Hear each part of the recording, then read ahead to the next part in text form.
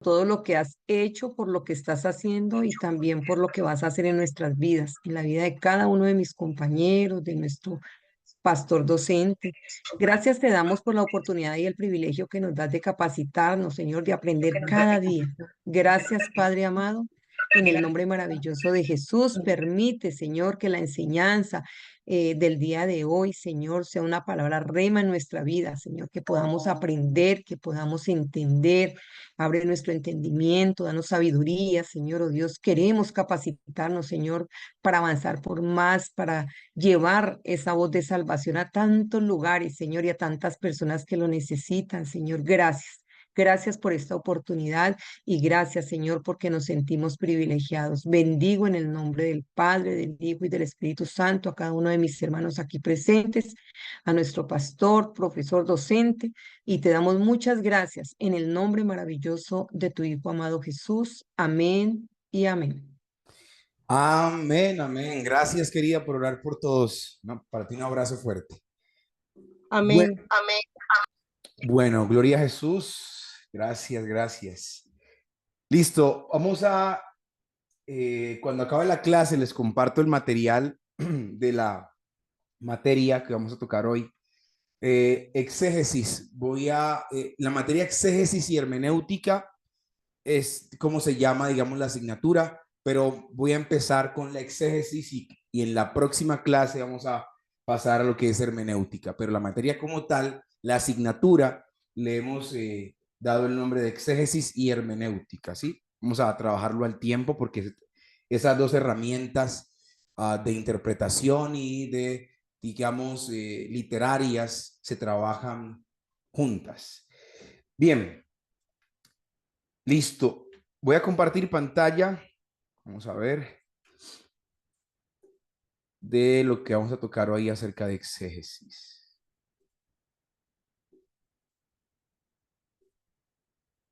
Me dicen cuando la estén viendo, por favor, son tan amables.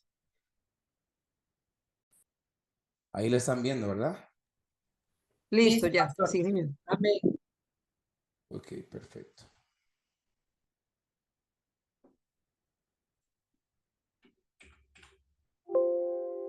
Ok, ahí está. Vamos a entrar en materia. ¿Quién desea leer lo que está en pantalla, por favor, y claro y fuerte para todos, acerca del concepto de exégesis? Cualquiera libremente lo puede hacer. Exégesis. Exégesis viene de la palabra griega exago, que significa extraer, sacar, llevar o conducir fuera. Hacer una exégesis es hacer un análisis bíblico para sacar a la luz o extraer el verdadero significado de un texto o pasaje de las escrituras. Perfecta lectura, mi estimada. Muchas gracias. Entonces, déjenme le doy atrás aquí a esto.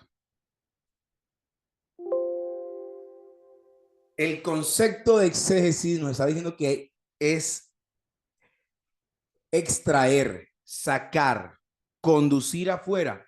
Hacer una exégesis es hacer un análisis bíblico para sacar a luz o extraer el verdadero significado de un texto o pasaje de la escritura.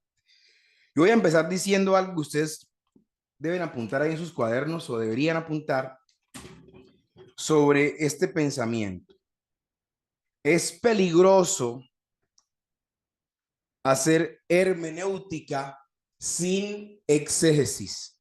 Hermenéutica tiene que ver con la interpretación de el texto en su contexto. Entonces, algunos predicadores, maestros, quizá de la palabra, líderes religiosos, tienen interpretaciones ajenas totalmente a lo que el texto o el tema que están tratando realmente quiso decir o quiere decir de forma original. Entonces es peligroso hacer hermenéutica sin primero pasar por una exégesis de lo que el texto está diciendo ahí de forma puntual, exacta y precisa.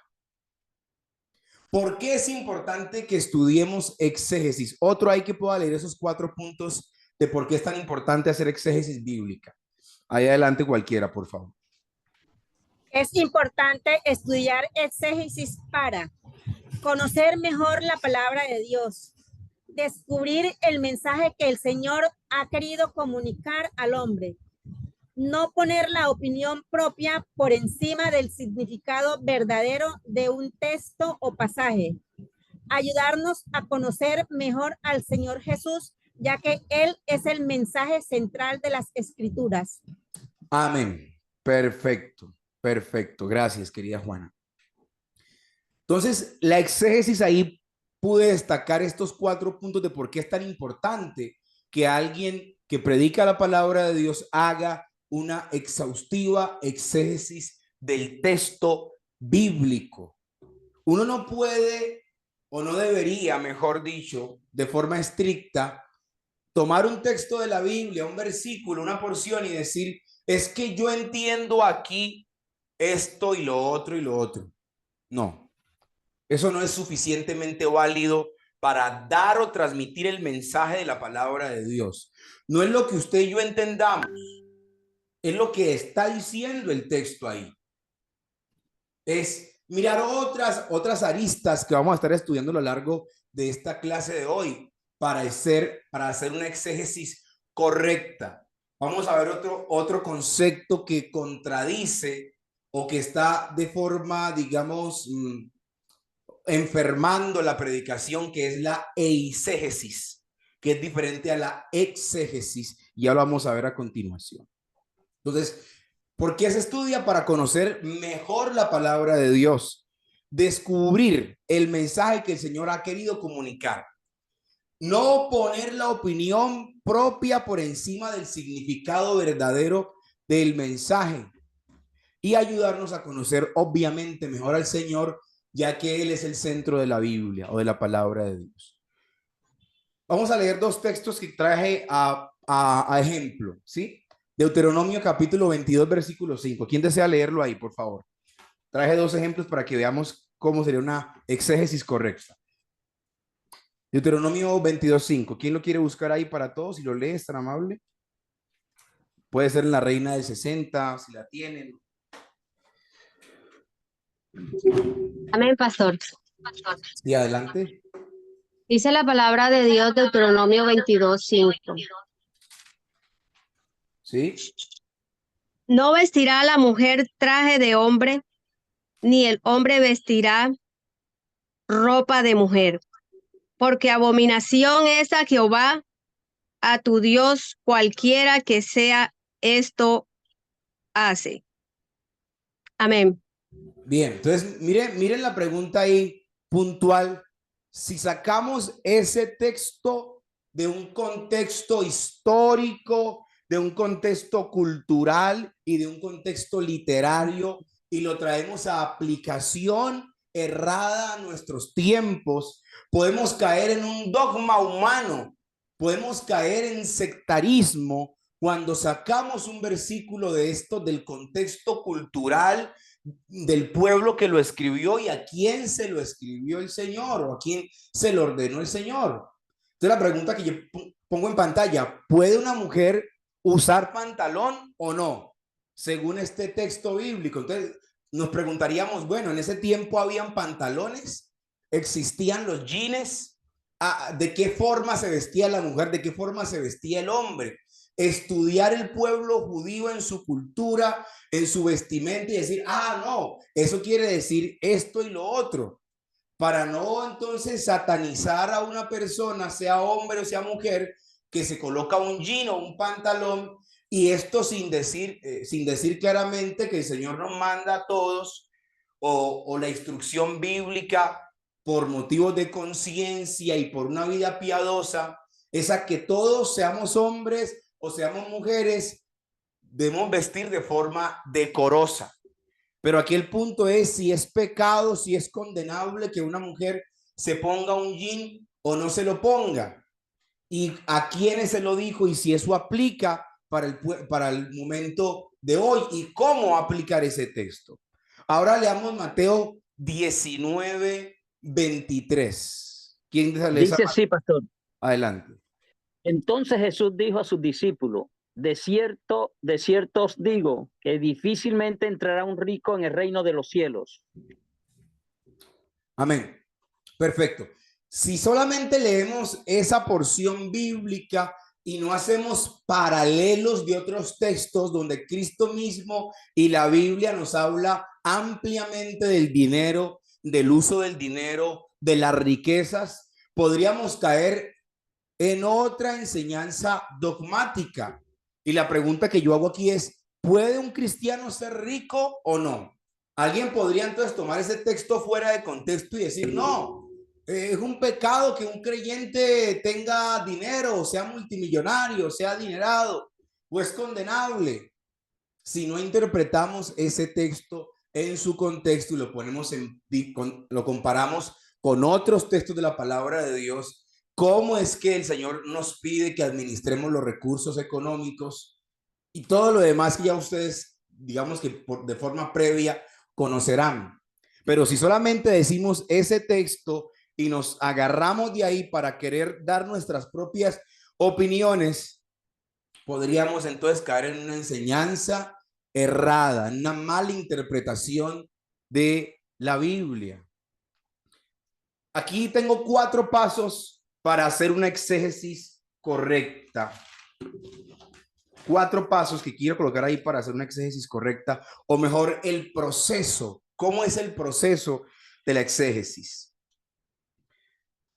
El primer paso dice analizar el contexto original en que fue escrito el texto.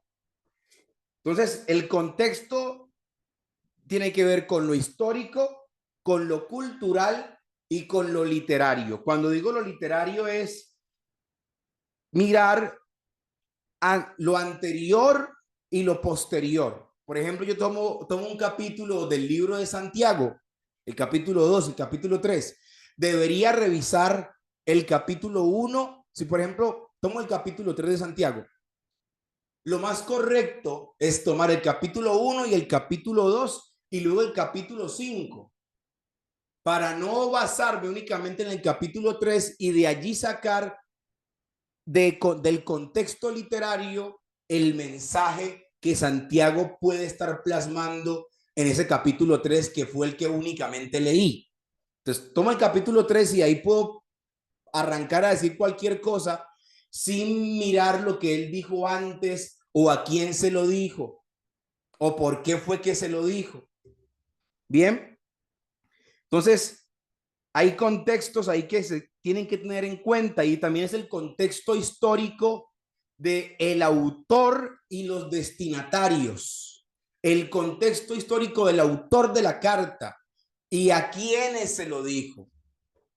Yo podría dar muchos ejemplos aquí. Por ejemplo, hay un pasaje muy interesante donde el apóstol Pablo le impide a la mujer que enseñe o que predique en la congregación. Eso tiene, y hay muchas divisiones denominacionales que radican allí en ese pasaje, que es respetable. No vamos a entrar a un debate aquí interminable, pero en contexto ese texto tendría mucho hilo para cortar, sin decir que la mujer no pueda participar en la predicación de la palabra, enseñándole a hombres, a niños o a las mismas mujeres dentro de lo que se podría decir un recinto religioso. Respetable, ¿por qué es respetable que en algunas denominaciones de sana doctrina, si se quiere decir, la mujer no se le permite enseñar? Yo respeto esto y no voy a pelear con nadie que me diga, pastor, es que Pablo dice que porque la mujer fue engañada por Satanás, entonces ya perdió toda la autoridad y no sé qué. Miren, no entremos en esto, porque cuando caemos en eso, yo digo siempre esto: hay asuntos doctrinales que son de segunda categoría y que no desvirtúan el evangelio de las buenas nuevas de salvación.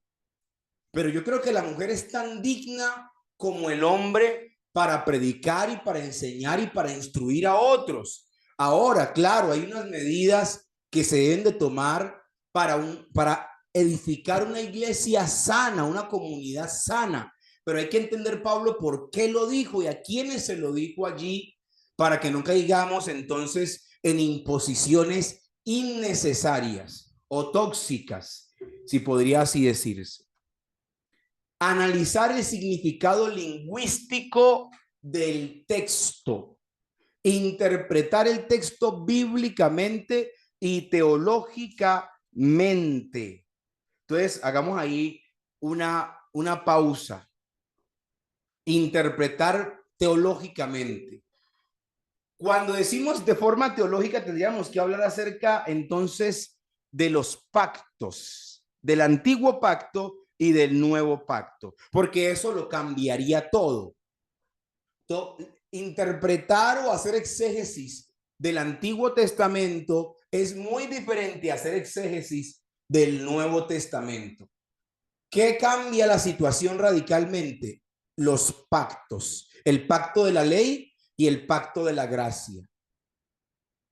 Porque usted sabe que en la ley pues habían que hacer sacrificios, una cantidad de rituales, y había un trato de Dios con su pueblo, con las tribus, con los líderes, cosa que cuando Cristo viene y es el sacrificio de una vez y para siempre que quita el pecado del mundo, ese Cristo, ese Dios encarnado que se sacrifica para redimir la humanidad, es accionar, redefine todas las cosas. Cristo vino a redefinir todas las cosas que en el antiguo pacto eran verdad, pero que ahora en Cristo tienen un enfoque totalmente diferente. Por eso la palabra misma dice que el Antiguo Testamento era sombra, eran figuras de lo que había de venir, de lo que se iba a manifestar. Por eso usted puede, por ejemplo, encontrarse, un momento, si voy muy rápido me dicen, por favor, yo a veces me emociono muchísimo. Un segundo. Usted, por ejemplo, se puede encontrar con predicadores o con líderes religiosos que en sus lugares de reunión, llámese templo, llámese auditorio, tienen muchas figuras que representaban o significaban algo en el antiguo pacto para el pueblo judío, pero que ahora en Cristo Jesús ya perdieron su valor. Y hay pastores o líderes que se enamoraron de esas figuras que fueron algo importante para la antigüedad, pero que ahora ya no son importantes en ese modo. ¿Sí? Y yo la otra vez daba un ejemplo acerca de esas figuras y yo decía, ¿lo digo o no lo digo? Voy a decirlo, aquí hay gente muy madura. Hay una situación en la iglesia, por ejemplo, acerca del aceite de la unción, el aceite de oliva que tenemos como símbolo, representación de lo que podríamos llamar el Espíritu Santo. Y una vez fue a una iglesia a predicar y me acuerdo que en el atril, en el púlpito, en el podium, siempre colocaban su frasco de aceite, ¿verdad? Para que cuando quizá el predicador tuviera la voluntad o el deseo de orar por las personas, pues lo tomara y ungiera de esa manera simbólica a los hermanos. Ese día fui y no había, creo que se les había acabado el aceite del frasco, y no tenían aceite. Y ese día casi no puedo predicar porque el aceite del frasco se había acabado. Y entonces el pastor estaba corriendo a buscar aceite porque no había aceite en el púlpito. Y mandó a unos hermanos a buscar aceite no sé a dónde, que porque el aceite del púlpito se había acabado y que no sé qué, y él no sabía qué hacer. Yo lo miraba como decía, Padre Celestial, ¿será que le digo o no le digo? Sí. Entonces, mire, se enamoraron de una figura representativa, pero que en verdad la unción es el aceite o es el Espíritu Santo, pregunto yo. Espíritu Santo. El Espíritu Santo. ¿Cierto? El Espíritu Santo. Puede haber los litros de aceite que haya en el púlpito, Pero si no está el Espíritu Santo, el aceite no significa absolutamente nada. Así es. ¿Sí? Entonces, algunos se enamoraron de las figuras del Antiguo Testamento y no entienden que Cristo ya vino a redefinir todas las cosas. Es Él que vive en nosotros. Somos templos del Espíritu Santo. El Espíritu de Dios no anda por ahí como una mariposa, no, Él está viviendo dentro de nosotros. Somos su morada. Él habita en nosotros. Haya o no haya aceite de oliva, usted está ungido por el Cristo que vive dentro suyo. Amén. Amén. Amén, amén. ¿Sí o no? Amén. Amén. Ahora, Amén, pastor. ahora Amén, amén. en la epístola de Santiago o en otras epístolas se recomienda usar aceite ungido o el aceite de la unción para orar por los enfermos. En la epístola de Santiago. Eso, claro, es el consejo que él da en ese momento y que no hay que satanizar ese aceite cuando se consagra y se actúa en fe y por fe, es agradable a Dios. Es una recomendación que el Señor hace por su gracia y porque Él así lo ha permitido y lo ha guiado al pueblo por siglos atrás y hasta ahora. Es una práctica que no es, oiga, no voy a satanizar esa práctica. Es útil, pero no podemos malinterpretar las cosas. Necesitamos entender que lo más valioso en la iglesia es una comunión íntima con la persona del Espíritu Santo. Sin Espíritu Santo no hay iglesia. Amén, amén. Amén. Amén. Amén. Aunque ya no vendan aceite de oliva. Bien, perfecto. Vamos a avanzar porque me emocioné hablando ahí un poquito de eso. Déjenme, yo sigo compartiendo la diapositiva.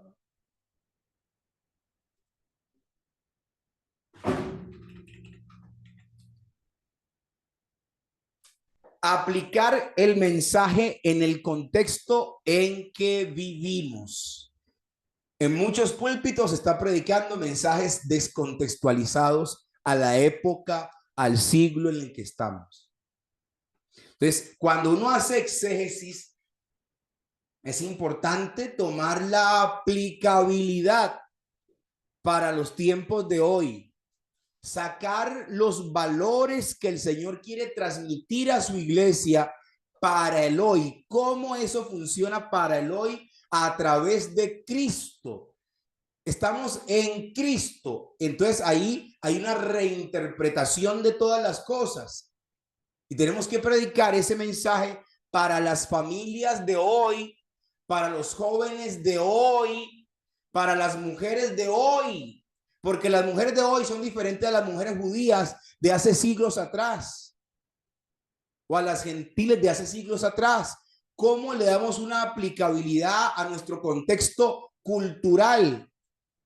Porque el evangelio no acepta mezclas, pero hay que entender que el evangelio de Cali, el evangelio que se predica en Cali, tiene un contexto cultural caleño y que el evangelio que predicamos en la costa atlántica tiene un sabor atlántico.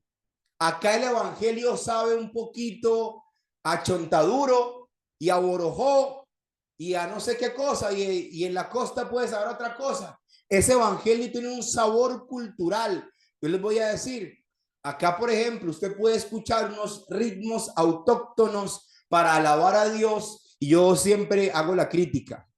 Las personas, el evangelio que se predica en Estados Unidos, o la forma en la que se aplica en Estados Unidos, o la forma en la que se alaba a Dios en Estados Unidos, hay muchas personas que, por ejemplo, yo tengo mucha cercanía con los grupos de alabanza, porque estuve un tiempo en alabanza, y me encuentro con jóvenes que comienzan a copiar los formatos de cómo alaban a Dios en Estados Unidos. O, por ejemplo, yo veo muchos videos de cómo los afroamericanos alaban a Dios en Estados Unidos y ahí tienen una forma de hacerlo muy peculiar, muy particular.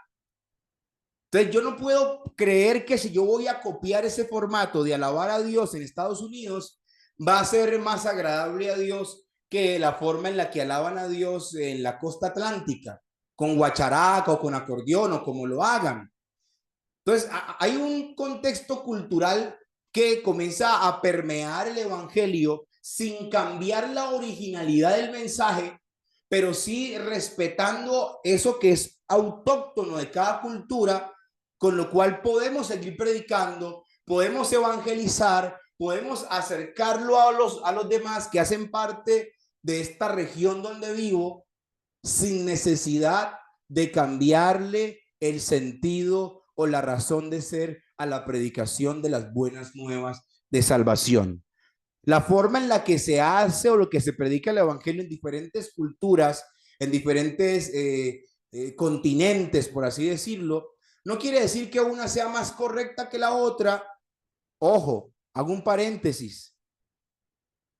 La situación es cuando se le cambia la razón de ser al evangelio y comenzamos a predicar humanismo, a predicar metafísica, a predicar filosofías, y el evangelio por ningún lado. Eso sí es un grave problema. Lo demás, en cuanto a formas culturales, es profundamente respetable. Estudio de la primera regla de una exégesis: analizar el contexto original en que fue escrito el texto. Bien. Dejémoslo ahí, esos 4 pasos.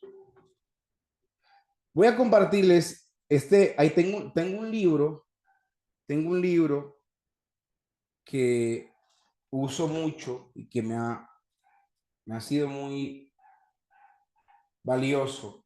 Esperen un momento, por favor. De mi aprendizaje.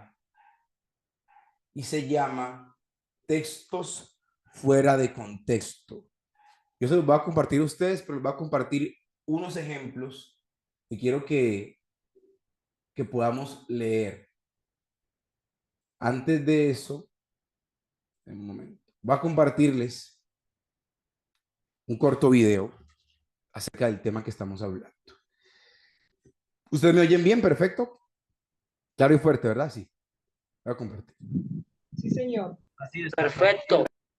Amén, amén. Sí, Señor. Ok.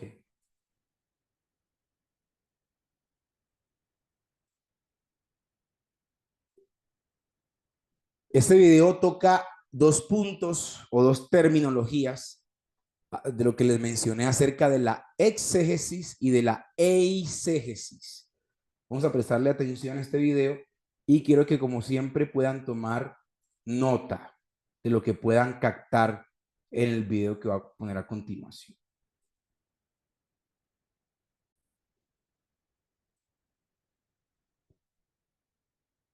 Vamos a ver. El Instituto Integridad y Sabiduría presenta Teología, Palabra por Palabra, con el pastor Miguel Núñez.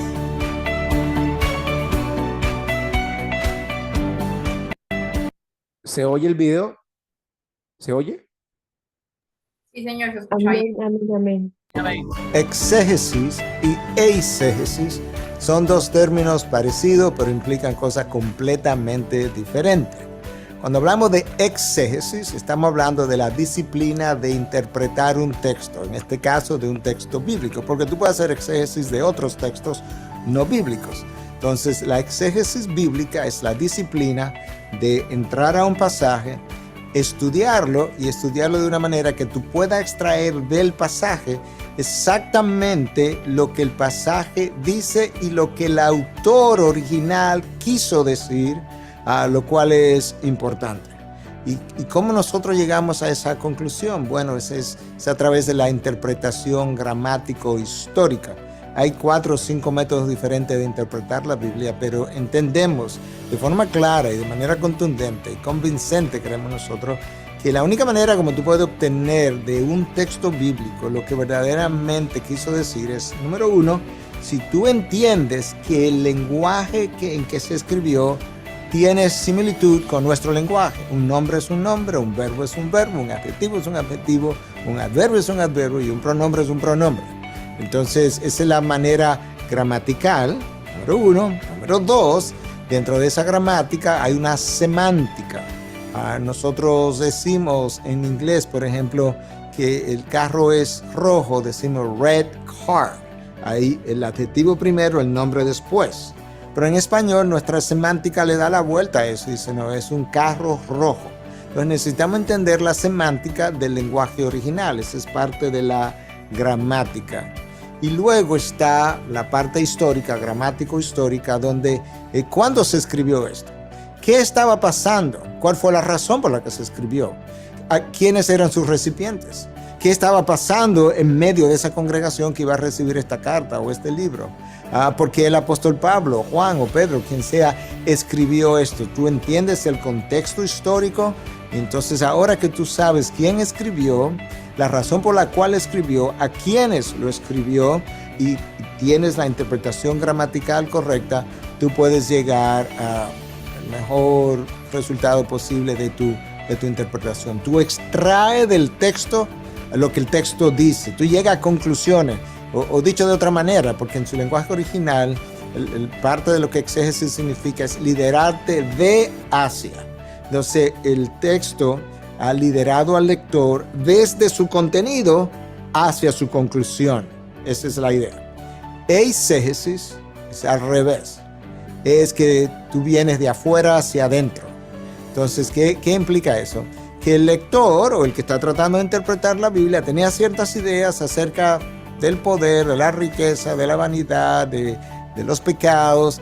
Con esa idea, él fue a la Biblia y él leyó textos. Entonces, cuando leyó los textos, él trató de justificar, de aplicar su entendimiento a la Biblia, de encontrar en la Biblia lo que el texto, o mejor dicho, lo que su mente piensa acerca de ese tema. Entonces, él introduce una idea a la Biblia que no está ahí, porque él no fue al texto para que el texto informara su mente, para que su mente fuera gobernada. Y luego tú tienes un término distinto, pero relacionado, que es la hermenéutica. Y la hermenéutica son las reglas de interpretación. Alguien pudiera decir, bueno, ¿cuál es la diferencia entre exégesis y hermenéutica? La exégesis tiene que ver con entender un texto en particular. La hermenéutica tiene que ver con eso, pero con algo más. Y es cómo entender, una vez tú entiendes el pasaje, tú quieres compararlo con otros pasajes, tú quieres estar seguro de que armoniza con pasajes similares que hablan de eso que estás entendiendo. Tú quieres ver las implicaciones de ese pasaje. Entonces son las reglas de interpretación que luego tú tomas. Suponte que hayan 10 reglas de interpretación, hay más, pero suponte que sean 10. Entonces ahora estás leyendo un texto en particular y tú vas a aplicar 2 o 3 o 4 o 5 o 6 de esas reglas, de manera que la hermenéutica es un poco más amplia. Yo creo que en nuestros días, siempre ha sido importante, pero en estos días donde cada cual quiere asignar un significado a cada texto de la Biblia y se dice, ¿qué significa ese texto para ti? ¿Y para ti qué significa? No, esa no es la manera. Cada texto tiene un solo significado, aunque tenga 100 aplicaciones distintas para diferentes personas. Si deseas seguir profundizando,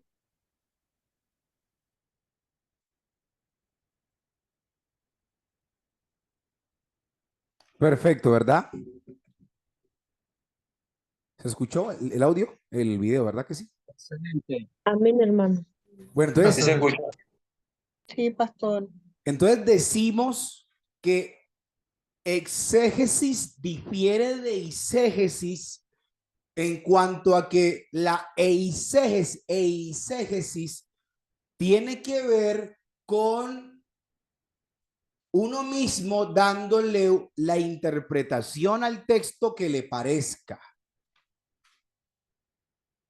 No es dejando que el texto hable por sí mismo en su trasfondo, sino que yo pongo a decir al texto lo que me parece que el texto está diciendo.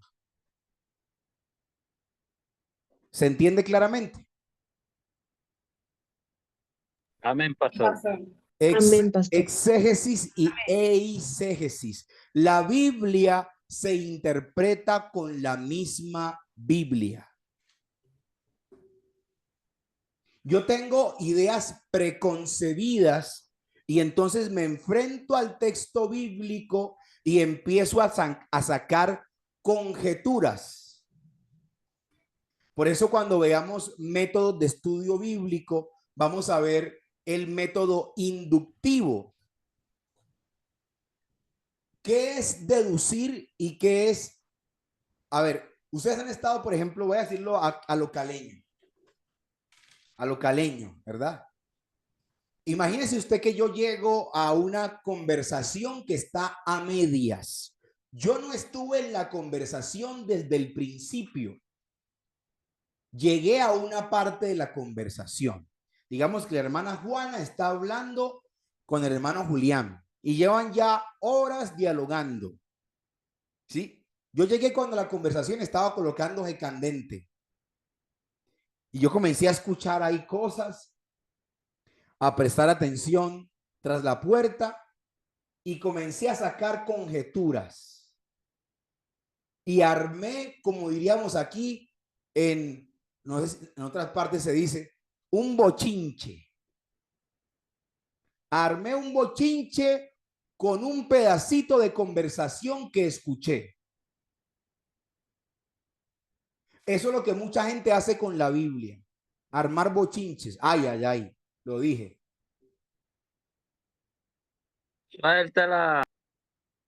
Usted necesita es tomar el tiempo de escudriñar, señores. Tenemos que sacarnos la pereza, teléfono roto, dice Valdi, así es. Sacarnos la falta de negligencia frente a la escritura.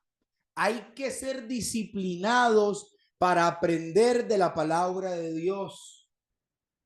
Yo siempre digo que la Biblia no se lee como leer Condorito. Necesitamos sentarnos a ver lo que el texto realmente está diciendo, quién lo dijo. Y yo estuve estudiando, cuando empecé a estudiar artes escénicas, y hubo una materia que nos enseñaron bien importante sobre periodismo y comunicación. Y hay preguntas que uno debe hacer para dar la noticia como tiene que transmitirla. Apunta en su cuaderno, por favor, estas preguntas, y son las mismas preguntas que usted tiene que hacerse frente a cualquier texto bíblico. Primera pregunta es, ¿quién? La otra es, ¿cuándo? ¿Cómo? ¿Por qué? ¿Y a quién?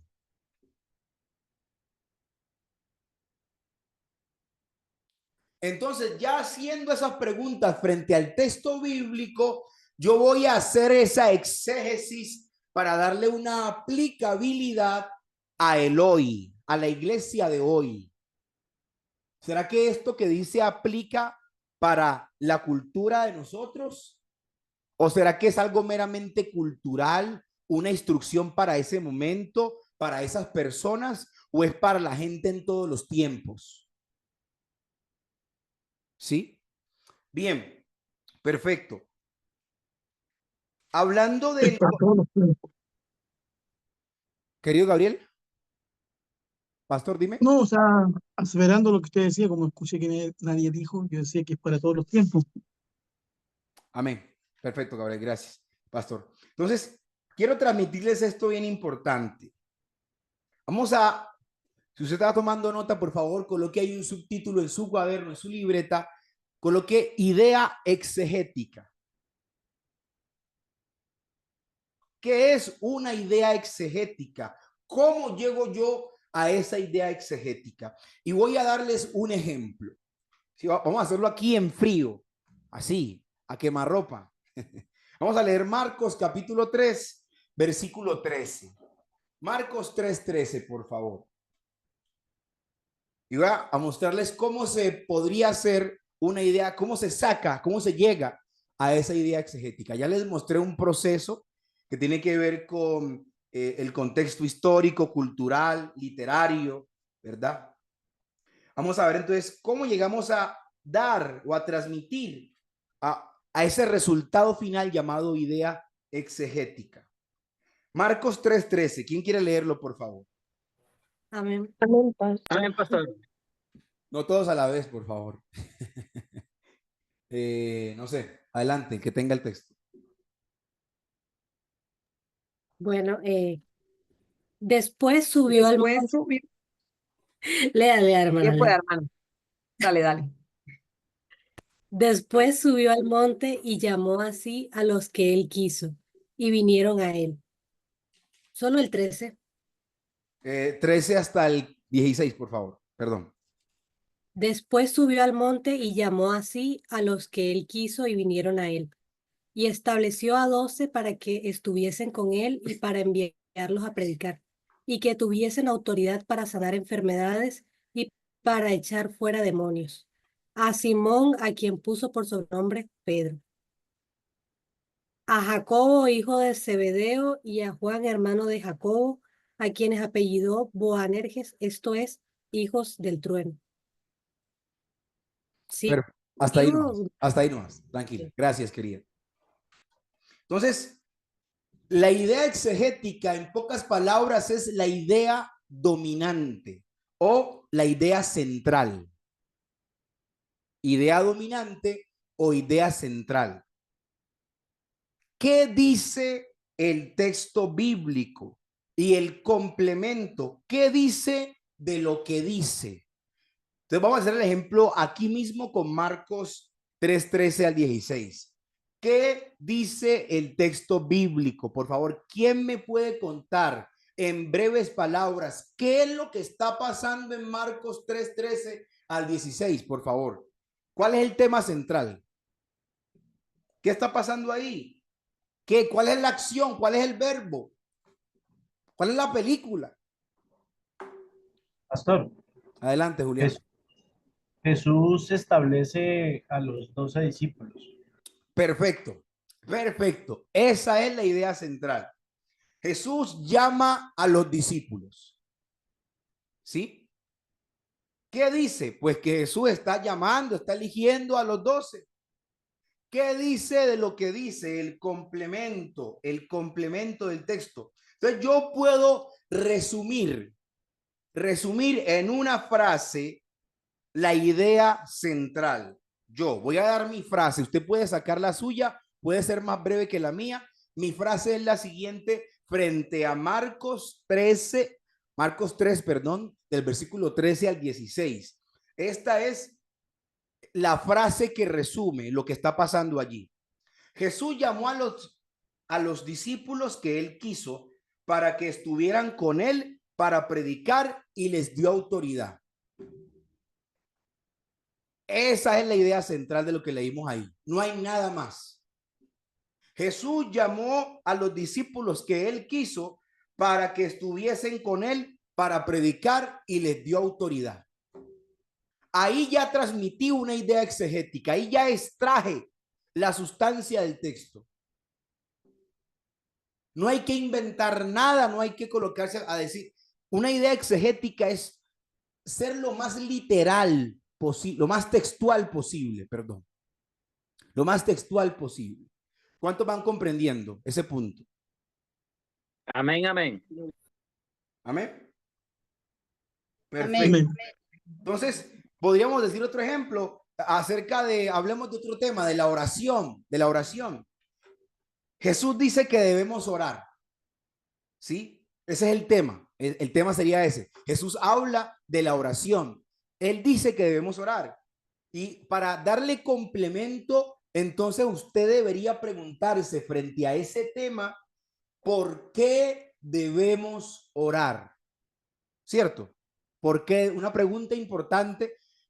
¿Cuántas preguntas les di hace unos minutos atrás? ¿Se acuerdan? Nos dio 5 preguntas. 5 preguntas. ¿Cuáles son? 5. ¿Cuáles son, por favor? ¿Quién? Adelante. Ajá. ¿Cuándo, cómo, por qué, a quién? por qué, a quién?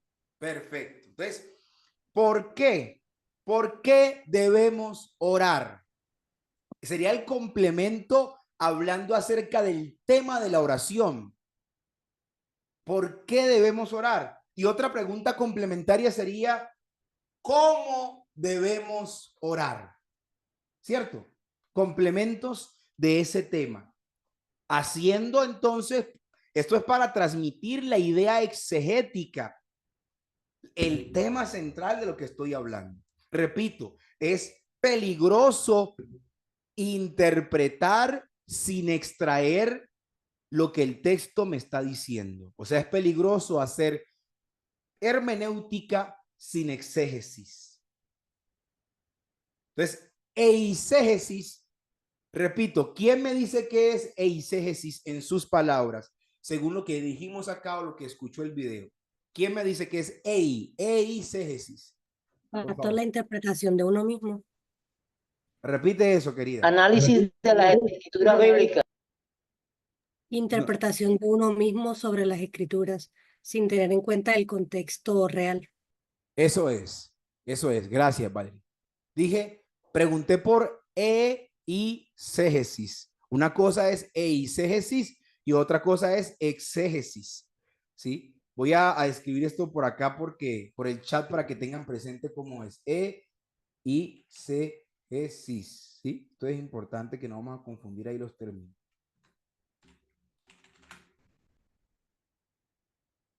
Ahí está. Eisegesis y la correcta es exégesis. ¿Sí? Para que lo tengan en cuenta ahí, por favor. Entonces, la palabra quiere decir lo que quiere decir para todo el mundo lo mismo. Peligroso que el pastor Luis interprete un texto de una manera que a él le pareció que el texto debería interpretarse. Porque la interpretación bíblica, oiga esto, por favor, la interpretación bíblica, la hermenéutica bíblica, no tiene que ver con los sentimientos del pastor Luis. ¿Cómo se siente el pastor Luis hoy? Me siento triste. Así voy a interpretar la Biblia. No, señor. Yo nací, no. La Biblia es una verdad que no se puede relativizar. Es la verdad, es la palabra de Dios para todos. Ojo, no quiere decir que no la pongamos en contexto histórico, en contexto literario y en contexto cultural. Pero si yo predico una verdad bíblica extraída de la palabra con el estudio correcto que se le debe hacer, con las reglas de interpretación bíblica que existen, pues la palabra tiene que decir lo mismo para Juan David, lo mismo para Valeria, lo mismo para Norma, lo mismo para Juana. Ahora, que tenga una aplicabilidad distinta, eso es otro tema. Pero la palabra quiere decir lo que quiere decir aquí, allá y más allá. Es la verdad de Dios que no se interpreta según cómo me siento yo o como yo creí que se debía interpretar. Por eso hay falsas enseñanzas. Por eso hay falsas doctrinas. Porque la gente no se sienta con el rigor que debería sentarse a leer la palabra de Dios, con la disciplina que debería sentarse a estudiar la palabra de Dios, sino que cada uno va leyendo la Biblia diciendo lo que la Biblia según quería decir para él. Ojo ahí con eso. Ojo, eso no se hace así. ¿Sí? No es la forma correcta de hacerlo. ¿Sí? Entonces, no es de carácter, por eso la palabra dice que ninguna profecía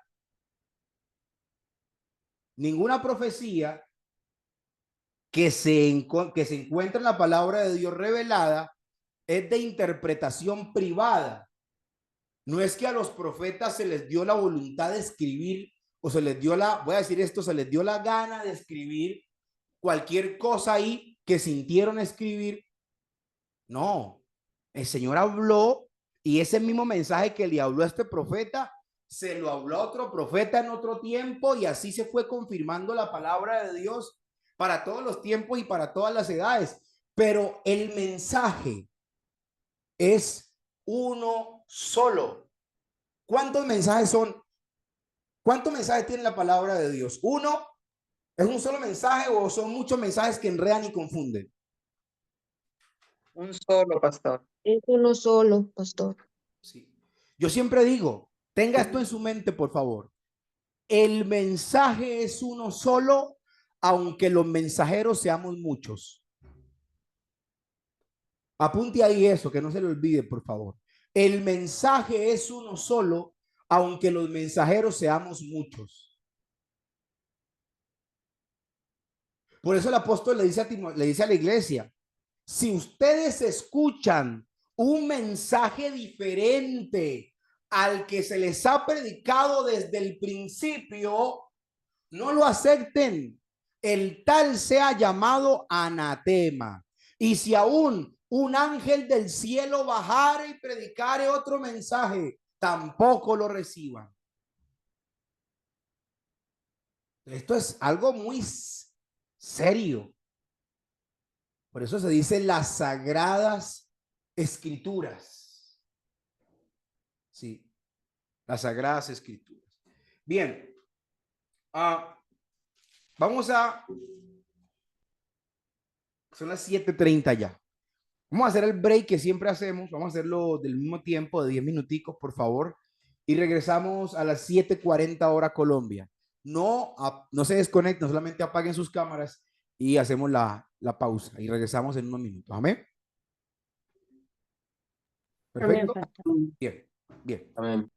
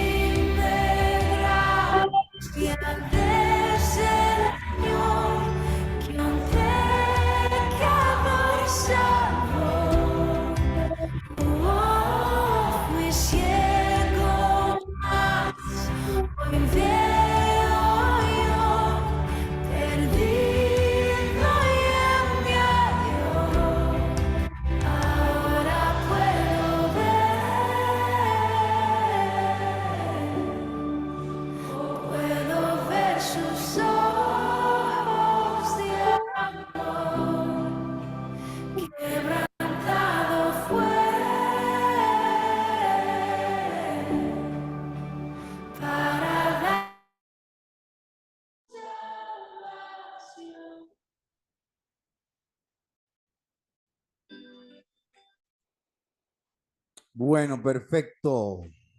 Dios le bendiga, hermano. Vamos a retomar la enseñanza, por favor.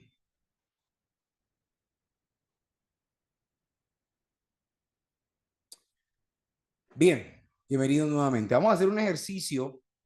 Esta clase es importante hacer varios ejercicios. Igual, cuando les comparta, ahora que acabemos la clase, el material de estudio, ahí van a encontrar algunos ejercicios sobre cómo hacer una exégesis correcta. Antes de pasar a esos ejercicios, tener importante en ese, es importante en ese proceso exegético, cuando vayamos a ese contexto literario. Cuando dije contexto literario, ¿se acuerdan de cómo es que se ve el contexto? ¿El contexto? Bueno, ese contexto literario es que es necesario que el que va a predicar o el que va a hacer un estudio de un capítulo bíblico, por lo menos se haya dado la tarea de estudiar el capítulo anterior y el capítulo posterior, ¿sí? Para tener una idea amplia de lo que va a transmitir. Y ahí también hay unos detalles, en ese contexto literario hay unos detalles que quiero que ustedes apunten ahí, ¿sí? Hay unas palabras claves que usted va a encontrar leyendo. Esas palabras claves son palabras o verbos que se repiten, acciones. Y es cuando usted encuentra en un capítulo o en una porción bíblica una palabra que se repite de forma, digamos, interesante, pues hay que enfatizar en eso. Por ejemplo, amar, servir, paz, gozo. ¿Qué palabra hacen énfasis en un texto de la palabra? En un texto bíblico, perdón. Eso es importante en el contexto literario, porque hay que hacer un stop, un detenimiento para entonces darle una aplicabilidad espiritual, devocional a ese verbo al que hacen hincapié en esa lectura que estoy estudiando. ¿Sí? Otro detalle, hablando del contexto literario, es los contrastes que encontremos. ¿Cómo así contrastes, pastor? Sí. Por ejemplo, usted se va a encontrar luz y tinieblas, ¿sí? Hay un contraste. Usted se va a encontrar, por ejemplo, paz y amargura, ¿sí? Hay contrastes que tocan los temas bíblicos y eso es importante a la hora de ver el contexto literario. Causas y efectos, también hay que detallar eso a la hora de hacer la exégesis y tener en cuenta el contexto literario para entonces ahora sí llegar a la idea exegética. Y en el contexto histórico, que es casi que la primera forma en la que se hace exégesis, hay que mirar entonces geografía, si se puede, geografía, política. ¿Cuál es el imperio de turno? ¿Sí? ¿Bajo el poder de quién estaban? ¿Estaban esclavizados cuando escribieron esa carta? ¿Quién los gobernaba? Hay que mirar la economía, si se quiere, de ese tiempo. Y lo importante aquí también es revisar, vuelvo y digo, qué teología es la que a la que le estoy haciendo la exégesis. Si es el antiguo pacto o si es el Nuevo Testamento. Porque eso lo cambia todo. Bien, perfecto. Voy a colocarles en pantalla este libro que puede adquirir que se llama Textos fuera de contexto. Y se los voy a compartir también a los que lo deseen tener. Creo que va a ser un material muy útil para todos en su momento.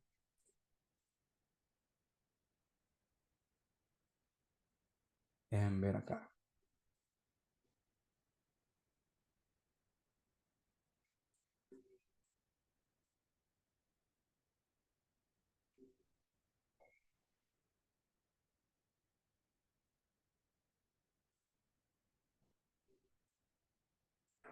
Vamos a hacer una exégesis y unos,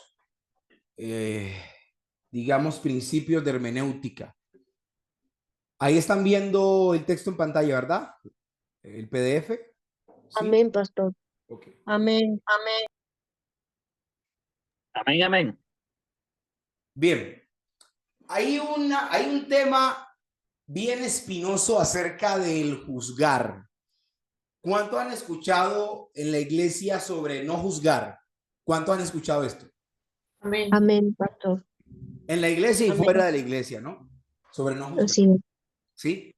Entonces, aquí quiero que hagamos un exégesis de esto, de este concepto y de lo que la Biblia nos dice realmente sobre el juzgar. ¿Sí? Porque cuando alguien toma un versículo y lo pone a decir lo que usted quiere que el versículo diga, pues ahí es donde caemos en la eisegesis. Mateo 7, 1 al 2 dice, no juzguen para que no sean juzgados, porque con el juicio con que ustedes juzguen, serán juzgados, y con la medida con la que midan, se les medirá. Vamos a participar varios en esta lectura. Por favor, lean claro, no se salten las palabras y lean en un tono de voz adecuado.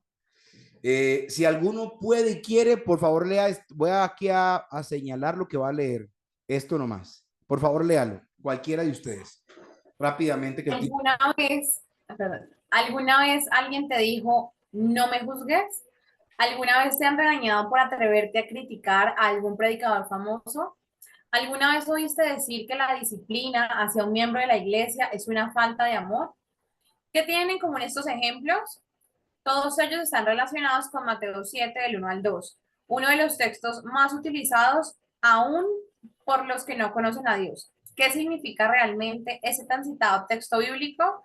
Tal vez estas 5 preguntas nos sirvan de ayuda. Gracias, querida Ana.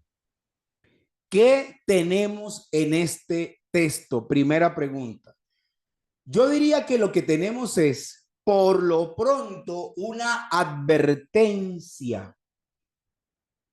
Voy a parafrasear porque aquí hay mucho contenido y el tiempo se nos va a ir, pero se los voy a compartir para que ustedes lo puedan leer en su tiempo.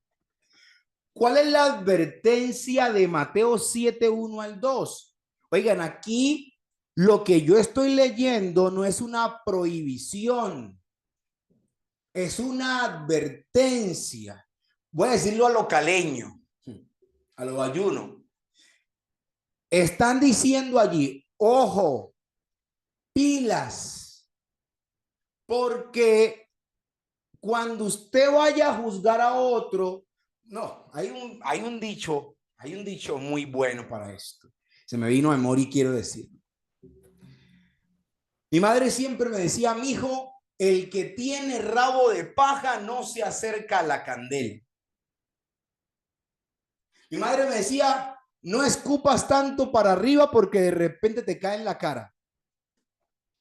Entonces, a esto, lo que la claridad del texto es, cuando usted vaya a juzgar a otro, siéntase listo, esté con los pantalones bien ajustados. Cuando usted vaya a hacer una crítica hacia afuera, tenga los pantalones bien ajustados, porque esa crítica que usted hizo hacia afuera, como efecto boomerang, se va a retornar a usted. ¿Cuántos comprenden ahí el punto? Amén, amén. Amén, pastor. ¿Sí? Amén, amén. Entonces, ahí el texto lo que está diciendo es, mire, ojo con lo que va a hacer, porque algunos son muy buenos o algunos somos muy buenos. Me meto en esa colada porque yo no soy Teresa Calcuta. Algunos somos muy buenos para criticar en público lo que practicamos en privado. Ay, lo dije. Amén. Entonces, Mateo está diciendo ahí, ojo, si usted asume la postura de hacer un juicio de valor frente a algo o frente a alguien, por lo menos sepa que como usted está midiendo, va a ser medido. Prepárese porque la crítica que lanzó se le va a devolver. Pero si usted no debe nada, esté tranquilo, porque el que nada debe, nada teme. Si usted va a hacer un juicio, por lo menos que su vida se encuentre lo suficientemente correcta para que cuando vengan a usted, usted viva en la corrección que dice que vive. En otras palabras, si usted señala, si usted va a decir, mire, aquel robó, si usted va a decir, mire, aquel es un ladrón, prepárese que cuando vengan a ver su vida, usted tampoco lo hayan robando. ¿Aló? Amén, amén. Amén.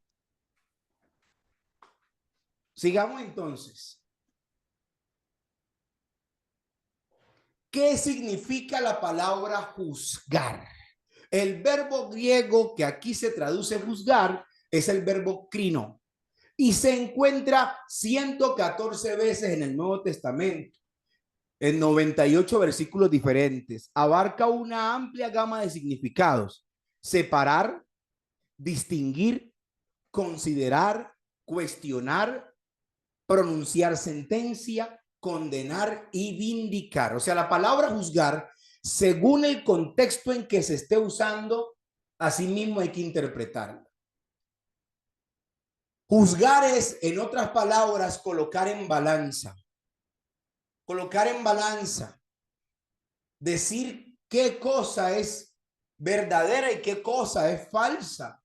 Usted, por ejemplo, va a una tienda de zapatos, ¿sí? Y usted le ofrece el asesor, el vendedor, un par de zapatos. Le dice, mire, estos zapatos se están vendiendo como pan caliente, es lo último que ha salido, una suela ortopédica, no sé qué, no sé cuánta, garantía de tantos tiempos. Y usted mira el zapato y usted comienza, oiga, usted comienza a juzgar, a considerar, a cuestionar el zapato, a verlo, se lo coloca, ¿verdad? Lo camina, a ver cómo lo siente. Eso es juzgar. Si el zapato lo siente cómodo, no, eso es ya hizo un juicio. Eso es juzgar. Todo depende del contexto en que es. ¿Perdón? Lo está evaluando. Exactamente. Evaluar, ¿sí? Poner en peso, en balanza. Veamos algunos ejemplos. Mateo capítulo 5, 40. Al que quiera ponerte pleito y quiera quitarte la túnica, déjale, perdón, apaguen todos los micrófonos, por favor, los micrófonos. Déjale también la capa. Mateo 19, 28. Ustedes se sentarán también sobre 12 tronos para juzgar a las 12 tribus de Israel. Juan 3, 17. Porque Dios no envió a su Hijo al mundo para juzgar al mundo, sino para que el mundo sea salvo por él. Juan 7, 24. No juzguen por la apariencia, sino juzguen con juicio justo. Bueno, ahí están los textos en pantalla. Según esto y otros textos del Nuevo Testamento, hay un juzgar divino y otro humano. Y hay una forma de juzgar que es buena y necesaria y otra que es mala y censurable. Entonces, Mateo en principio no está diciendo que es pecado, que es delito hacer un juicio. Lo que dice cuando lo colocamos en paralelo con otros textos referente a juzgar es que hay formas indebidas de hacerlo desde nuestra postura de humanos. ¿Cómo así? Claro, si sigamos leyendo. Como casi siempre, el contexto es rey. El contexto determina el significado de cada texto. ¿Qué luz arroja este contexto? Estamos haciendo exégesis y hermenéutica al mismo tiempo, interpretando y extrayendo la verdad del texto. Alguien, por favor, lea ahí lo que está en pantalla. ¿Qué luz arroja el contexto? Ya vamos a acabar este ejercicio. Amén, pastor. Adelante. El contexto de Mateo 7, 1 y 2 es el sermón del monte, aunque se hable de la multitud. El Señor se dirigía en primer lugar a sus discípulos. Sus discípulos se acercaron a él y abriendo su boca les enseñaba diciendo, Mateo capítulo 5, 1 y 2. ¿Sigo, pastor? Sigue. Es en ese contexto que el Señor dice a sus discípulos, no juzguen para que no sean juzgados. Hay una manera de juzgar que no es apropiada para los seguidores del Señor, una manera de juzgar orgullosa. Déjame sacar la paja de tu ojo. Hipócrita, la viga en tu propio ojo y sin amor. Y si seguimos leyendo, llegamos a Mateo 7, 6. No den lo santo a los perros, ni echen sus perlas delante de los cerdos. ¿Cómo decidimos quiénes son los perros o los cerdos? Si no es ejerciendo nuestro juicio. Y si leemos un poco más adelante, llegamos al versículo 15. Cuídense de los falsos profetas. ¿Cómo distinguimos entre los profetas verdaderos o los falsos? Si no es fijándonos en sus frutos y sacando conclusiones. El contexto mismo nos muestra que Jesús no está prohibiendo de manera absoluta todo tipo de juicio. Gracias, querida Ali. Entonces, miren esto. Aquí matamos una vaca sagrada y ¿qué es lo que el texto está diciendo? ¿Realmente está diciendo que está prohibido hacer un juicio o es la forma en la que hacemos el juicio?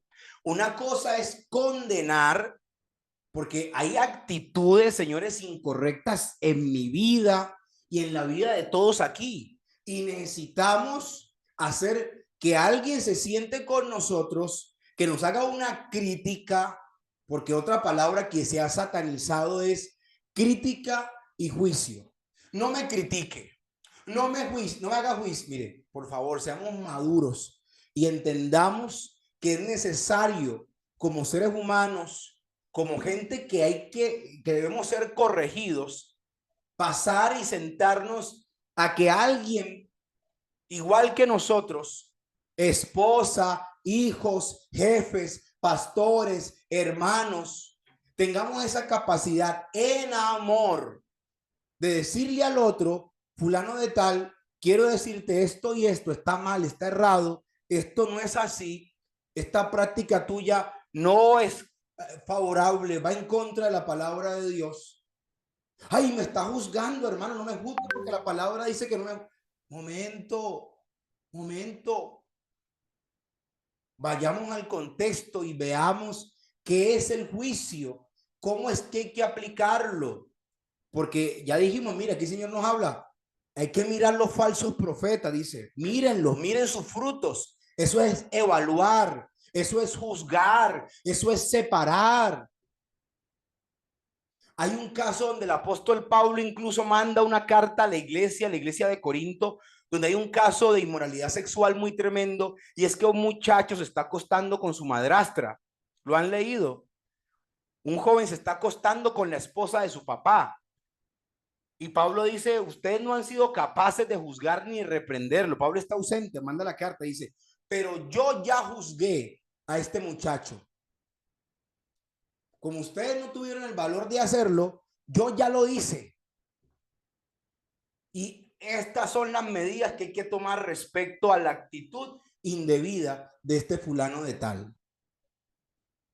Entonces, el Señor nos manda a restaurar, no nos manda a condenar, no nos manda a creernos superiores, pero el juicio o el juzgar en el contexto en el que se debe hacer, sin sacar el texto de lo propicio, si es que podemos hacer el juicio, es que nos aterramos de esa palabra, nos da susto, nos da miedo escuchar la palabra juicio, y por eso la gente dice, no, a mí no me juzguen. No. Sí, hay que juzgar y hay que hacerlo de la forma correcta y sana, de forma correcta y de forma sana, pero el texto sacado de contexto, muchos lo dicen para que no se les corrija, para que no se les exhorte, para que no se les discipline o para no cambiar una conducta que saben que deben cambiar. Diga gloria a Dios o disimulen. Bien. Amén. Amén. Gloria a Dios. Amén, amén, amén. Adelante, Julián. ¿Puedo contar algo? Sí, te escucho. Es que con lo que usted nos está explicando me hizo acordar de un versículo que es 1 Corintios 2:15 que dice, en cambio el espiritual juzga todas las cosas. Eso es. Mire, escuche esto, por favor. Ese accionar no nos hace, yo voy a decir esto porque esto puede generar a alguien le puede generar esto urticaria escuchar lo que estoy diciendo. Este accionar, señores, no es para creernos moralmente superiores que nadie. Usted debe tener el carácter y la madurez para aceptar que otro humano como usted se siente y le diga en amor, considerándose a sí mismo, hey, esto está mal. ¿Sí? Hay que colocar cada texto en su contexto, pero no es que sea una prohibición hacer juicio. Por eso es que, mire, a mí una vez, el tiempo se me va a ir, a mí una vez una hermana, yo me bajé el púlpito de dar una palabra que para mí había sido la mejor predicación en 20 años. Yo me bajé contento, gozoso, yo no creía en nadie, hermano. Estoy hablando de forma exagerada. Me bajé del púlpito y una hermana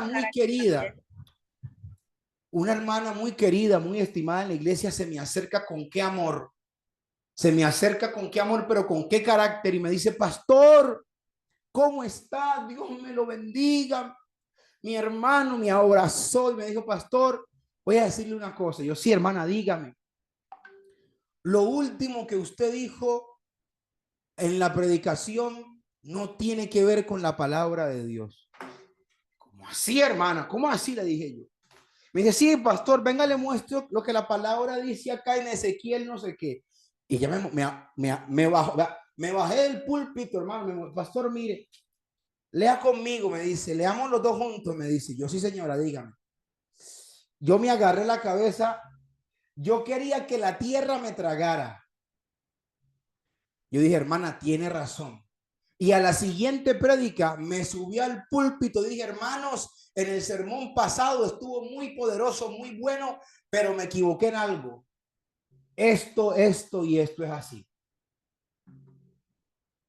La hermana, ¿qué hizo? ¿Me juzgó o no me juzgó? Dígalo usted, por favor. ¿Hizo o no hizo un juicio? Sí, ¿Hizo claro. o no hizo un juicio?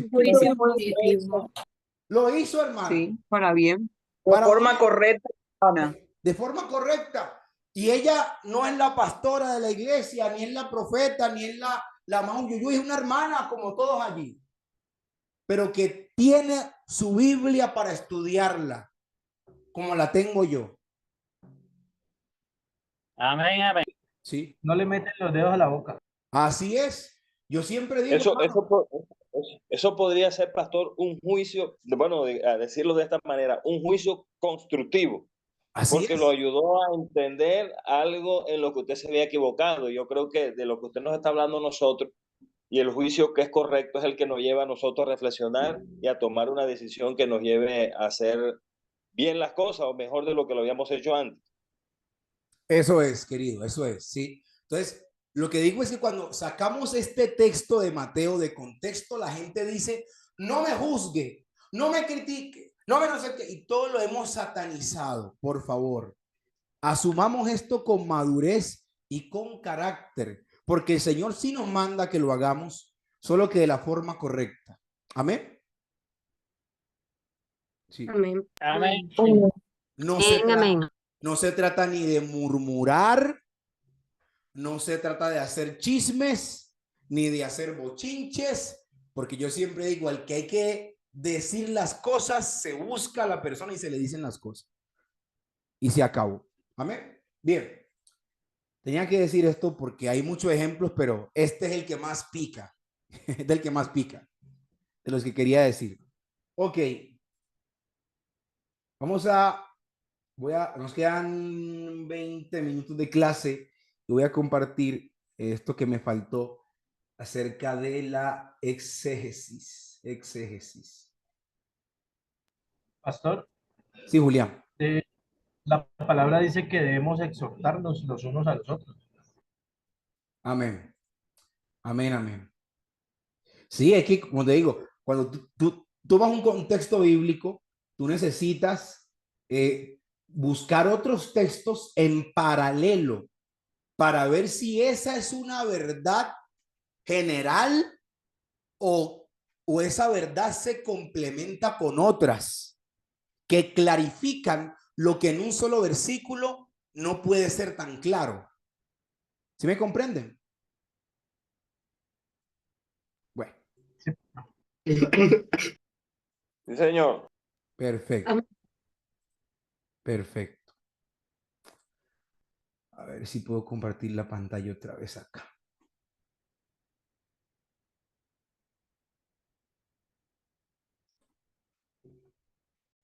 ¿Me dicen cuando estén viendo ahí, por favor? Amén, pastor, sí se ve. Amén, amén. Ok. Amén. Bien. Quienes dicen, eruditos, todo este tema de la exégesis y de la hermenéutica, que a los pastores nos es mejor, y yo tengo en consideración esto en un gran porcentaje, que a los pastores nos es mejor aprender sobre reglas de hermenéutica que sobre reglas exegéticas. Concuerdo en esto en un sentido. La hermenéutica nos ayuda a preparar, en verdad, a preparar el sermón, a preparar la enseñanza. Cuando pasemos a esto, en la próxima clase vamos a ver que en verdad es mucho más corpulento o tiene más fundamento la hermenéutica a nosotros en el ejercicio de la predicación o de la enseñanza que la exegética. De forma estricta, miren, de forma estricta, la exegética se debe hacer sobre los textos originales y no sobre los textos traducidos al español. La exegética de forma estricta se debe hacer sobre los manuscritos que están en griego, en hebreo y en arameo, que son los idiomas originales en los que se escribe la Biblia. Si usted se presenta y le pregunta a un profesor de teología, a un licenciado en una universidad, sea de índole evangélica o secular, en verdad, de forma estricta, rigurosa, la exégesis aplica únicamente para los textos en su idioma original. Por eso es más útil que los pastores o los que enseñan Biblia aprendan principios hermenéuticos más que los exegéticos. Pero una cosa no quita la otra. Usted debe ser más riguroso, eso sí, más riguroso en la hermenéutica, que es la interpretación de la palabra como tal. Resumo con este pensamiento. Exégesis es a hermenéutica como ética es a moral. Exégesis es a hermenéutica como ética es a moral. ¿Cómo así, pastor? Sí. Mire, ser ético tiene que ver con esos asuntos que nos humanizan, con esos valores que nos hacen sentir o vivir la humanidad, con el respeto, con la empatía. Eso es ética. Pero la moral es algo más trascendental porque tiene que ver con el bien y con el mal, con entender y con diferir de forma, digamos, espiritual qué es el bien y qué es el mal. porque todos podemos ser éticos, pero la moral es algo que va más allá y que tiene que ver con considerar a un ente que va a juzgar a los que hacen lo bueno y a los que hacen lo malo, no solamente aquí en la tierra, sino si consideramos que la eternidad es real, también en la eternidad. Entonces, la exégesis es como la ética, son esos principios, digamos, que nos pueden servir para desarrollar la predicación, pero la hermenéutica ya es algo más amplio y más enriquecedor que nos permite transmitir el mensaje al pueblo para que lo apliquen. Amén. Ok. Bien. Amén. Amén. Pantalla, lo que sería un ítem de la exégesis, ¿sí? A ver qué se me perdió acá.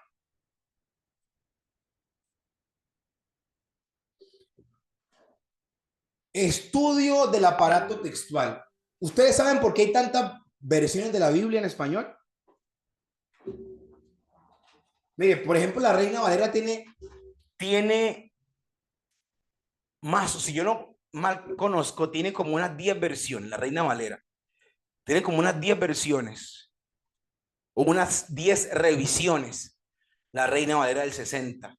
La primera fue como en el 1905, luego la del 60 y la última de la Reina Valera es del 2020, si no estoy mal, la última revisión de esa versión de la Biblia. Pero en primera instancia hay tantas versiones porque el lenguaje ha evolucionado. Y así como el lenguaje evoluciona, pues asimismo hay que darle una edición a los textos. Si me pregunta mi pastor, ¿cuál es la Biblia que yo debería tener para estudiar? Esa pregunta, hermano, depende. Porque fíjense en esto, si bien podemos decir que hay traducciones que son más fieles a los textos originales, pero en este asunto hay que revisar dos puntos importantes. Y es que hay una traducción que es un poco más formal y hay otra que es un poco más a lo funcional. ¿Cómo así, pastor? Sí. La traducción que es más formal tiene que ver con,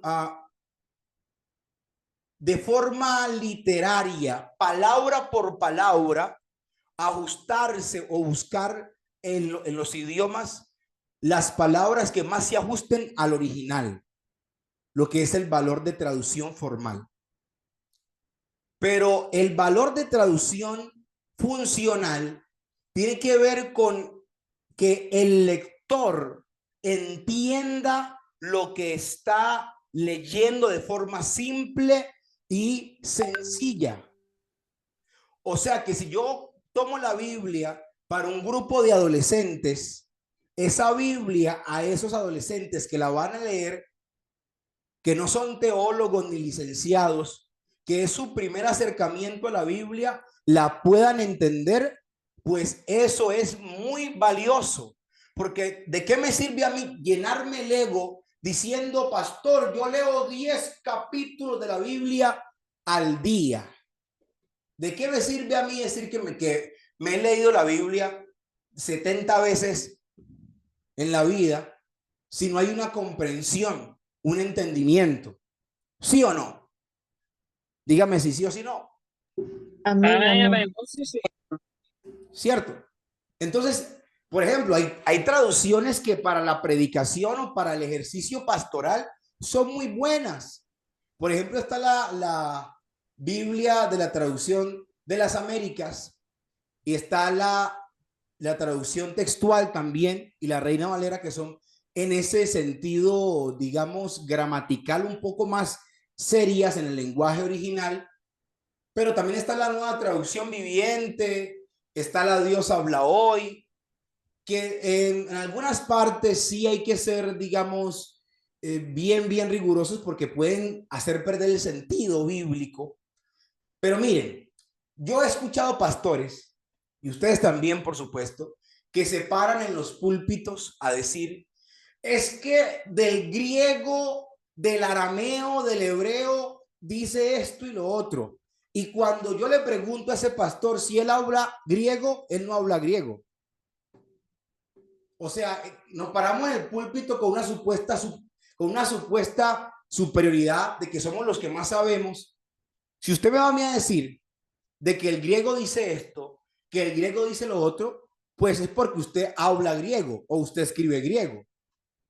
Pero si lo que sabe son 10 palabras en griego y se para, eso es para todos. Si nos paramos a decir, no, es que del griego no sé qué, hermano, no pasemos un ridículo, porque yo a pocos pastores conozco en Latinoamérica que hablen griego o que escriban griego.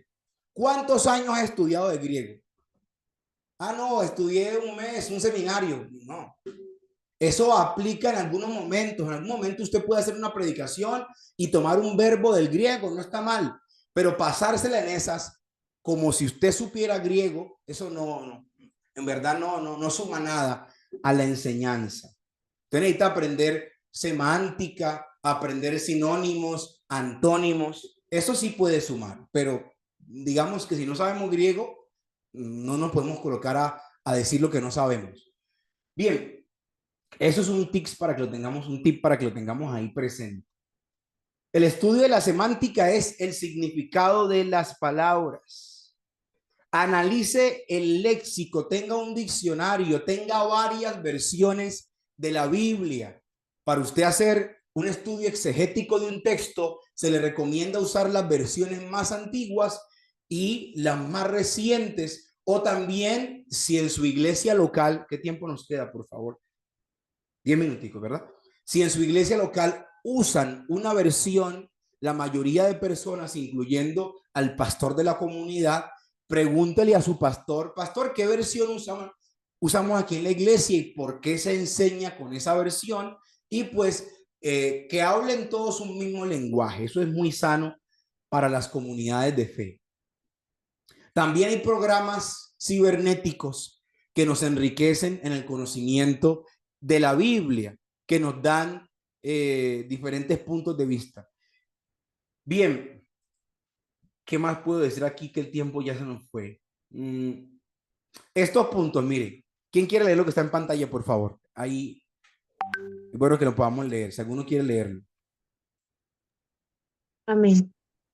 Sí. Haga una interpretación teológica y bíblica del texto o pasajes.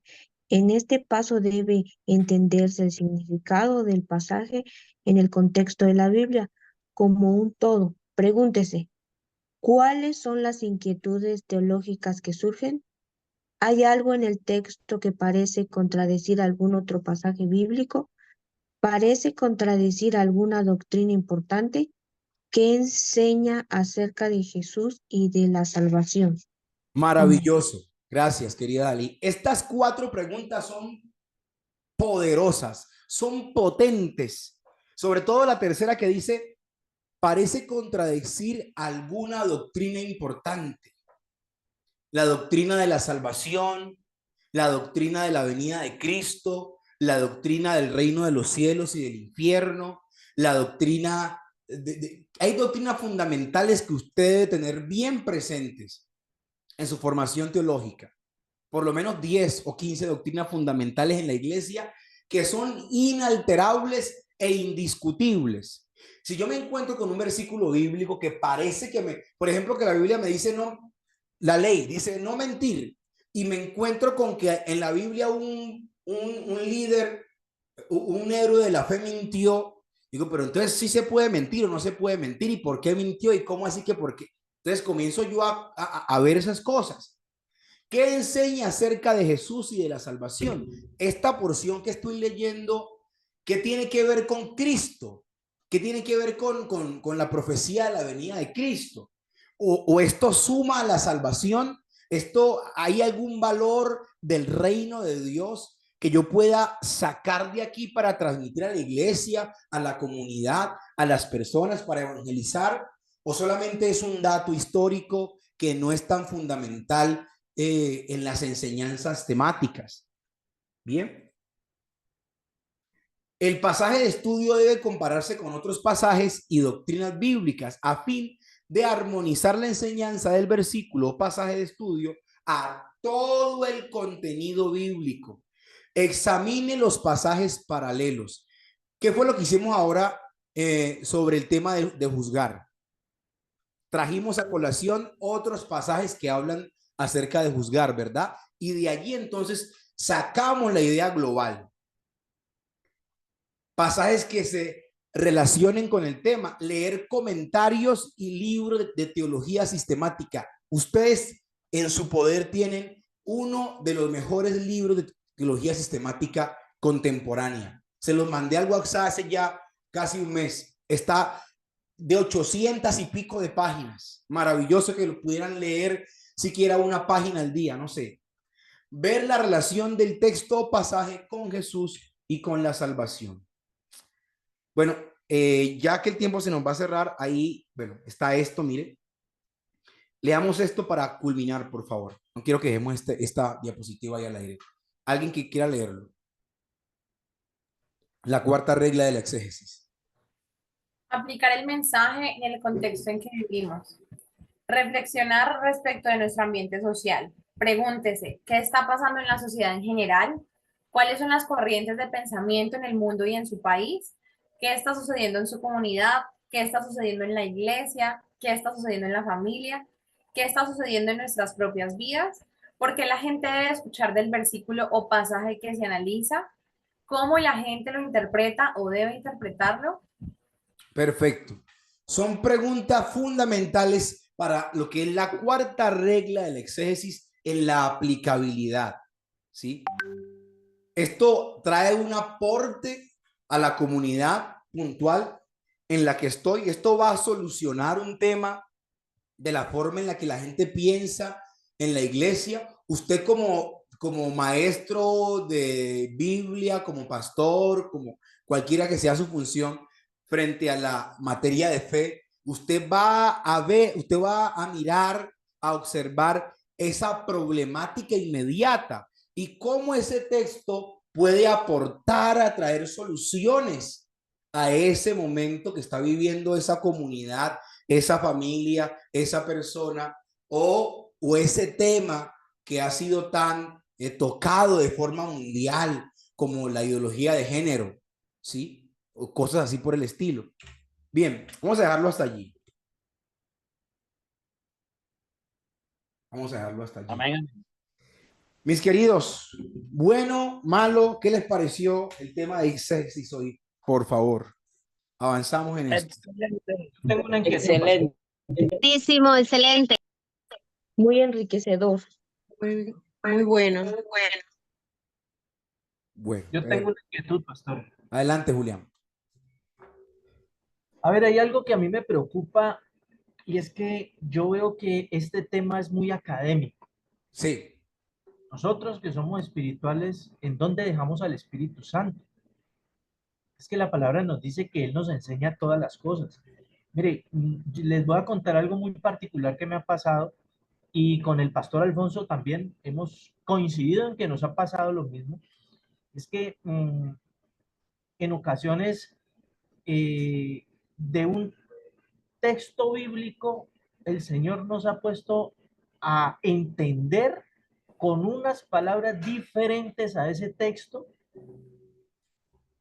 y nos ha ocurrido que con el tiempo hemos encontrado esas palabras que el Espíritu nos ha hecho entender y nos ha hecho hablar, las hemos encontrado escritas textualmente en otras versiones.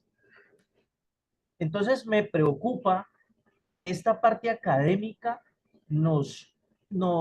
digamos que de alguna manera nos apague el poder que tiene el Espíritu Santo para enseñarnos a nosotros la palabra.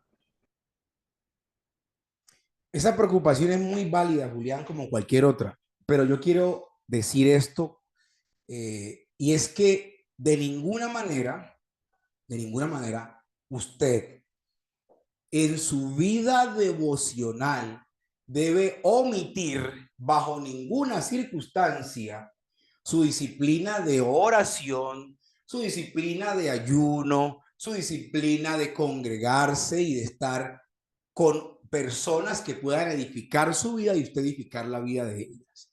Mira, Juli, y a todos aquí, esto no va a apagar al espíritu bajo ninguna circunstancia. Estudiar, aprender y aplicar estas herramientas para examinar la Biblia de forma correcta no va a hacer que el Espíritu de Dios se vaya de tu vida.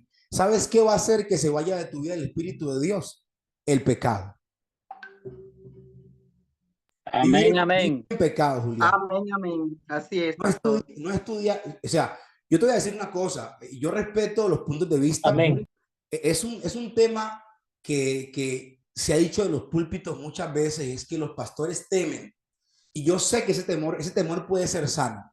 Los pastores temen de que la comunidad se siente a escudriñar la Biblia de forma estricta, disciplinada y seria, porque muchos pastores, perdón que diga esto, ni siquiera, Julián, se han preparado para esto y lo que han dicho es que Dios me llamó ahora en su local y a predicar se dijo. Perdón que Así diga, es, pastor. perdón que diga esto, pero esto es bien delicado, ¿sí? Entonces, y eso pasa en muchas cosas. Claro que el Espíritu de Dios nos guía a toda verdad, por supuesto. Él nos guía a toda verdad. Pero la verdad tiene que ver esencialmente, Julián, con imitar a Cristo, porque Él es la verdad. A esa verdad nos guía el Espíritu de Dios, a imitar a Cristo, a vivir en amor, en mansedumbre, en todo lo que dice el libro de Gálatas, en el fruto del Espíritu. ¿Sí? Pero no quiere decir de que si yo me siento de forma académica, Julián, a aprender la Biblia, porque Jesús se sentaba con académicos cuando era un niño que iba al templo, se sentaba a escuchar a los académicos y él también, porque era Dios hecho hombre, en un niño, podía hablar con ellos y ellos se quedaban anonadados de que Jesús supiera lo que supiera sin que nadie de esa manera académica se lo hubiera enseñado. Pero Jesús nunca condenó que la gente fuera a las sinagogas a estudiar y aprender con los maestros. Lo que Jesús condenaba era la hipocresía de los maestros. ¿Sí ves? Él no condenó a los maestros, él condenó, les digo, ustedes son unos sepulcros blanqueados. O sea, tienen una apariencia de piedad, por fuera son los mejores, pero están podridos por dentro. Jesús condenaba era eso, no era la academia, no era el estudio, ni tampoco Pablo, porque los apóstoles, Pablo era el más académico, por eso discutía con los filósofos, ¿sí? Pero él siempre hacía y predicaba la Biblia en contexto para los tiempos en los que estaba y con la revelación que el Espíritu de Dios le entregó, que fue la gracia a los gentiles. Pastor Alfonso, adelante. Bueno, muchas gracias, pastor. Dios le bendiga. Amén. La verdad es que no puedo poner la cámara, pero he estado aquí viendo toda la clase. Excelente clase, hermano. Maravilloso tema. Y yo creo que muy importante. Es más, tanto que yo te pediría, mi pastor, no sé si los compañeros están de acuerdo, que creo que este tema de esta exégesis hay que darle un poquitico más, porque a mí me parece importante que le demos la correcta interpretación al texto bíblico, porque en este medio que nos movemos encontramos cualquier cantidad de falsas interpretaciones. Y lo que decía Julián, pues Julián, yo creo que antes el Espíritu Santo es el que nos ayuda a entender correcta y perfectamente el texto. Yo creo que lo que Julián decía, no creo que no lo podemos dejar de un lado, porque antes dice que Él nos conduce a toda verdad. Entonces, Él nos va a llevar a entender perfectamente el texto. Y digo lo que dije ahora, pastor, de que yo creería que debería de darle un poquitico más dentro de 8 días a este tema. Sí. Porque, por ejemplo, una vez escuchaba un pastor que decía, y él se basaba en un pasaje que no lo recuerdo, en Romanos, donde dice que ya Cristo nos perdonó de todos los pecados. Entonces le decía que yo puedo pecar. Pequemos porque ya Cristo en la cruz todo lo perdonó. Y entonces sí ves como cada uno a veces acomoda los pasajes o los textos a su manera y a su propia conveniencia.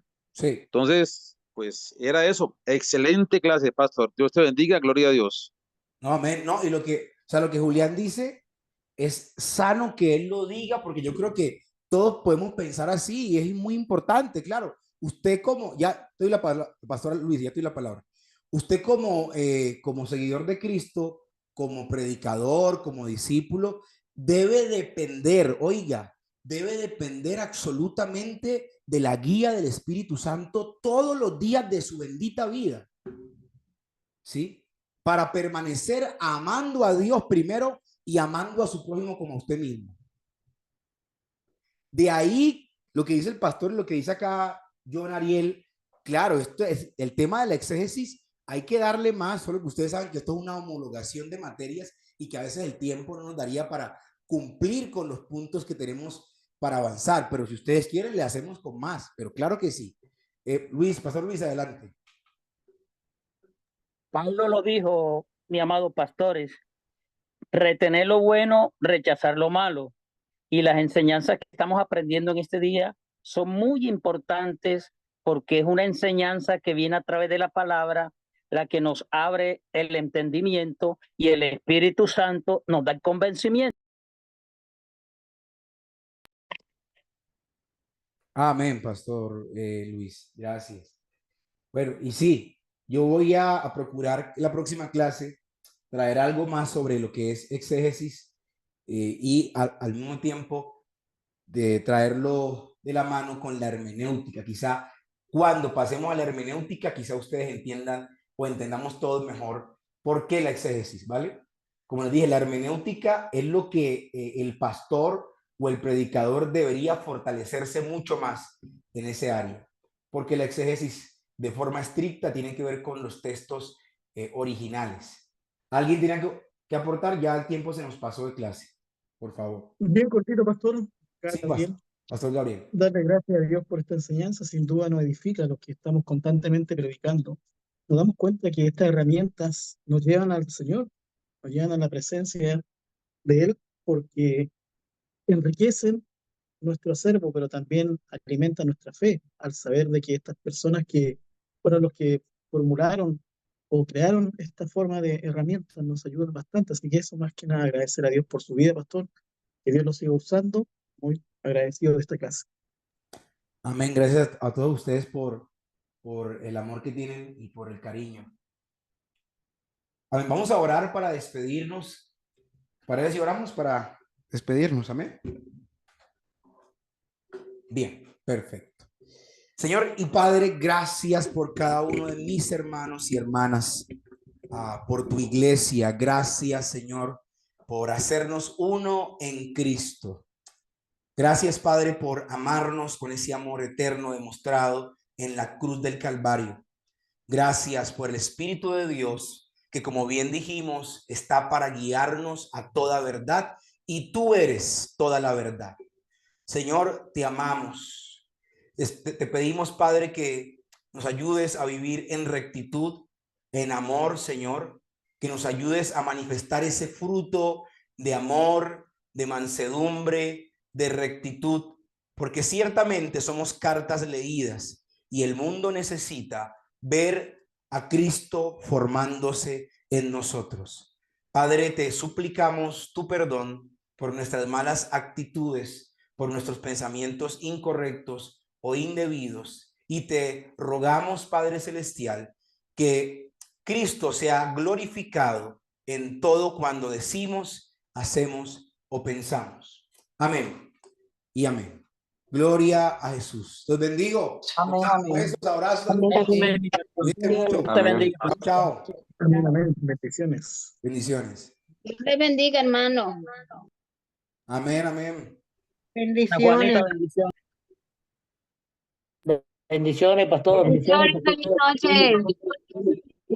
Feliz noche, bendiciones para todos.